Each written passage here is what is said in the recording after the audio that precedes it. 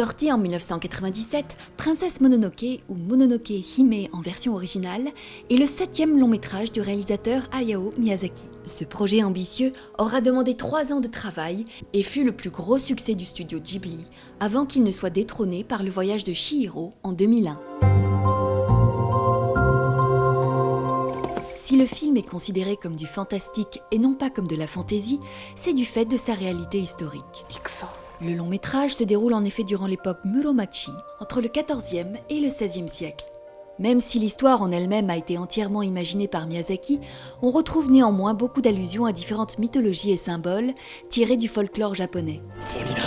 Dans cette vidéo, nous ne ferons référence qu'aux personnages principaux, et il y a déjà pas mal de choses à dire.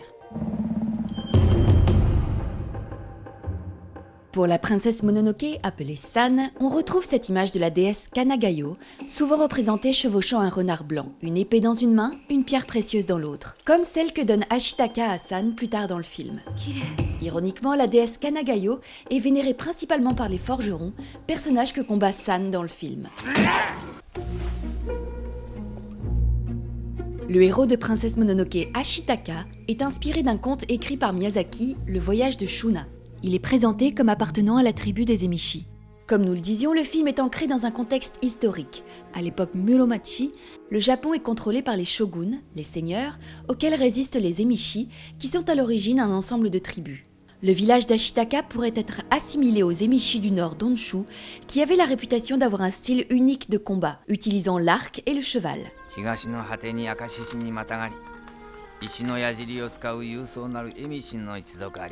Bon, par contre, on va peut-être vous décevoir, mais ils ne chevauchaient pas d'élan rouge. Ces animaux, vous ne les trouverez pas au Japon. Mais ils se rapprochent fortement d'une espèce d'antilope d'Afrique australe appelée Kobus leche. Bon, par contre, vous serez gentil de ne pas aller chevaucher. C'est des antilopes. Ce n'est pas fait pour vous porter.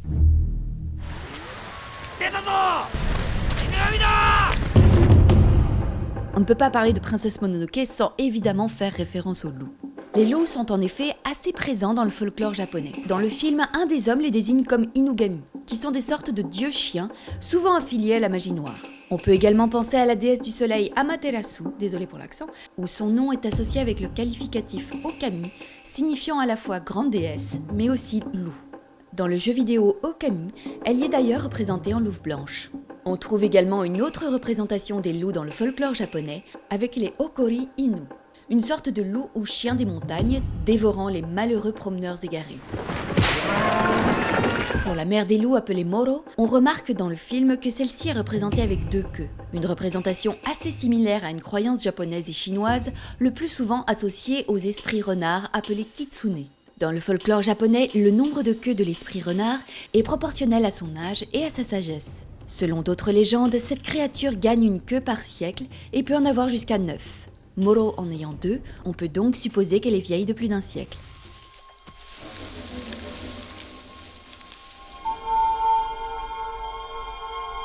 Le dieu cerf est appelé Shishigami le jour et Daidarabochi la nuit. Daidarabochi est le nom d'un personnage dans la mythologie japonaise, un géant si grand que l'on disait qu'il pouvait façonner les montagnes et laisser des vallées et des lacs derrière ses empreintes de pas. Le jour, le dieu cerf est représenté avec des cornes semblables à des arbres, avec un corps de cerf et un visage humain. Le cerf est un animal qui avait la réputation d'être le messager des dieux. Voilà pourquoi ces animaux peuvent circuler librement dans les sanctuaires Shinto, et notamment au sanctuaire Katsuga, dans la ville de Nara. Cette représentation du musée national de Nara est d'ailleurs assez ressemblante au personnage, où l'arbre est ici sur son dos plutôt que sur sa tête. Le visage du dieu cerf fait également penser au masque shoujo, tiré du théâtre No, une sorte d'esprit de la mer avec un certain penchant pour l'alcool. Voilà, on va s'arrêter là.